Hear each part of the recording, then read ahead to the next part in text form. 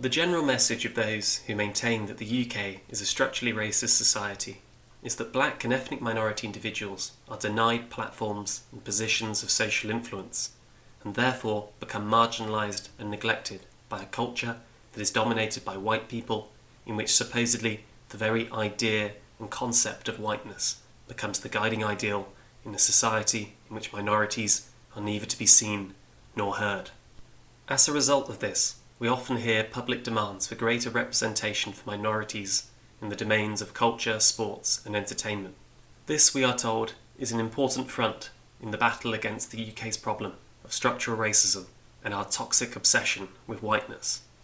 A fair society is one in which there should be fair and equal representation for all, and who indeed could be against such an idea?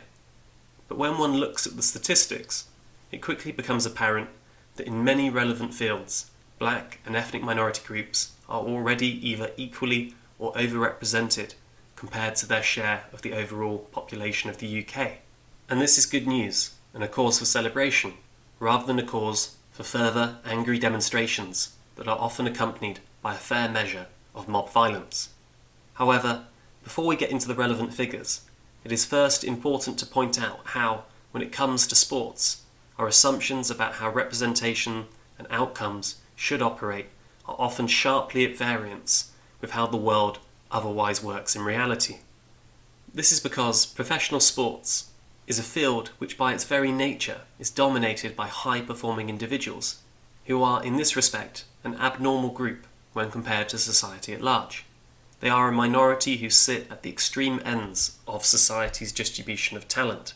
Not only this, but the conditioning that has allowed them to develop to their full potential will also often be dependent upon cultural encouragement as well as parental expectations and access to such fields of endeavour that might be restricted by geography. To give some good real-life examples of this, over a 90-year period, over 60% of the FIFA World Cup tournaments played have been won by only 3 countries. In tennis, 12 of the last 20 Wimbledon's women's singles finals have been won by 2 sisters, who have also managed to contest over 75% of those finals. In 2010, the Frenchman Christopher Lemaitre became the first European to run a sub-10-second 100 metres. Incredibly, of all of the 70 athletes to have come before him, none have been white, and the majority have descended from West Africa. One final example would be the performance of British athletes from the county of Yorkshire in the 2012 Olympic Games. With 7 gold medals, 2 silver and 3 bronze, Yorkshire would have sat 12th in the international medal table if it had been allowed to compete as an independent country in its own right. Exactly why the distribution of outcomes should be so extreme in their disproportion is anyone's guess. Though, put simply, when it comes to high-end performance, the outcomes are chaotic and often less than predictable. Therefore, with this in mind, we are in no sense justified when thinking about sports or culture to presume that outcomes among different groups should be evenly distributed. Both under- and over-representation are instead the norm. If equal distribution is simply not the natural state of affairs, then we shouldn't therefore presume that any deviation from exactly proportionate representation of ethnic groups in fields of extreme performance are therefore inevitably the result of racism or some form of unfair discrimination. In summary, the world really is much too mysterious and interesting a place for this to be at all plausible. However, this introduction isn't meant as a preparation for a set of disappointing statistics with regards to minority representation in the UK. It is important to remember and keep in mind that the black and ethnic minority population in the UK of working age is between 12 and 14% of the total, depending on how you crunch the numbers.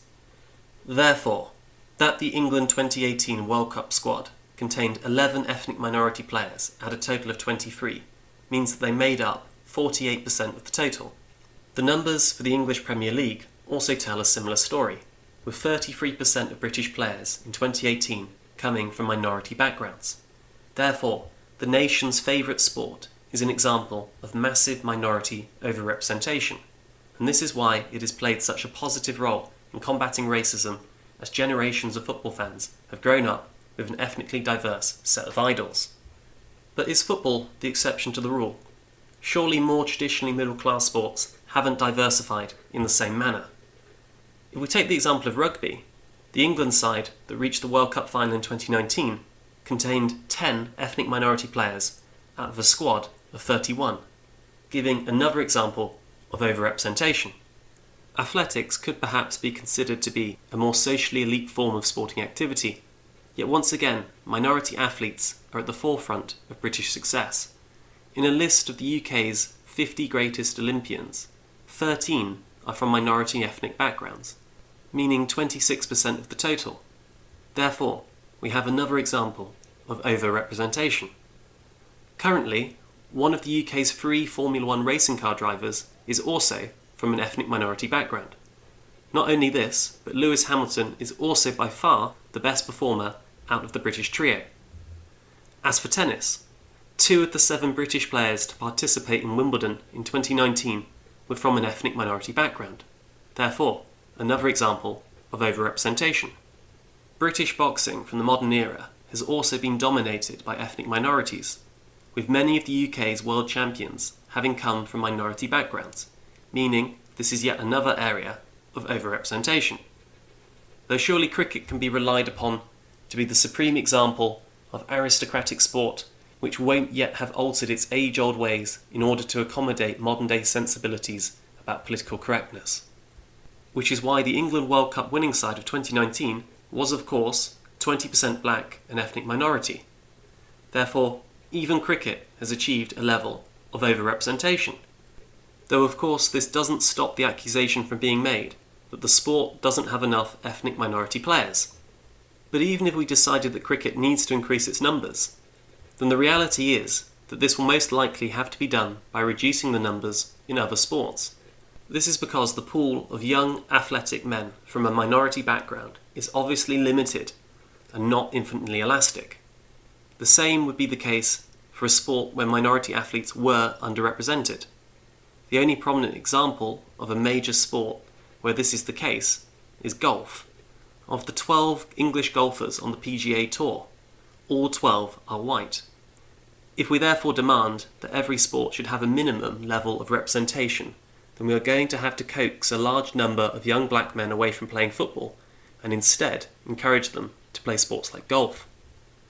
Needless to say, this task could be made even more difficult by cultural preferences for some sports and not others. Therefore, in a free society, equal representation might be a practical impossibility across all sports, even though most major sports in the UK have clearly already achieved a state of overrepresentation and not underrepresentation. The only major anomaly in all of this is, however, the way in which the vast majority of the UK's ethnic minority athletes are from a black or mixed-race background, and remarkably few are from the larger Asian population. It is only in cricket where we see a sizable Asian representation. Why is this? The idea that racism could be an explanation is obviously confounded by the massive overrepresentation of black British athletes. An extreme version of the discerning racist hypothesis would have to be at play, in which the white majority decides to massively discriminate against one racial group, whilst giving another a free pass. Economic disadvantage also doesn't work as a credible alternative. This is because British Chinese and Indians earn on average more than the white majority, and even the comparatively poorer Pakistani and Bangladeshi minorities do not earn incomes that are much different from the black minority. Munira Mirza, one of Boris Johnson's former deputy mayors of London, when interviewed, has tried to emphasise the fact that Asian immigrant cultures place a high priority on academic achievement, as well as entry into the professions, whereas the comparatively risky prospect of trying for a sports career might well go against such priorities. It is also possible that in general, the cultures that the Asian minority come from do not value the sports that are played in the United Kingdom. To take the example of football, none of the Commonwealth countries in the Indian subcontinent have ever qualified for a single FIFA World Cup tournament. This despite accounting for almost 1/4 of the world's population. On a similar note, the People's Republic of China has also only ever qualified for one tournament.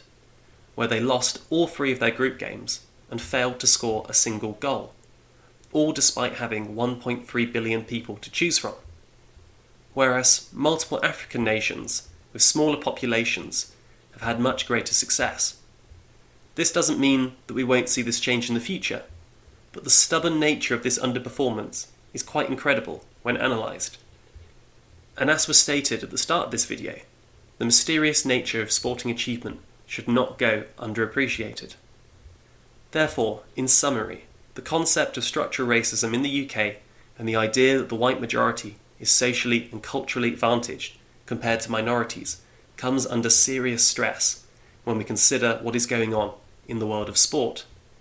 A supposedly racist society has seemingly surrendered one of its most important social institutions. It is not only allowed equal representation in most fields, but instead massive overrepresentation.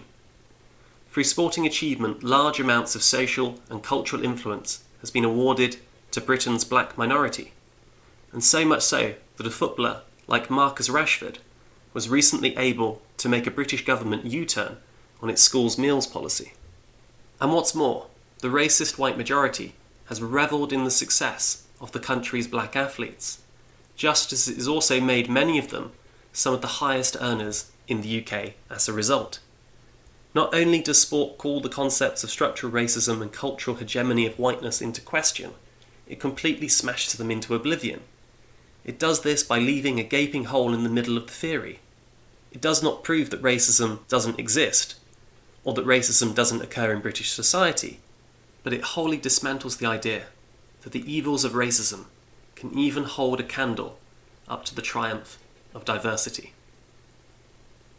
If you enjoyed this video, please subscribe in order to make sure you receive plenty of new content in the future, and press the notification button.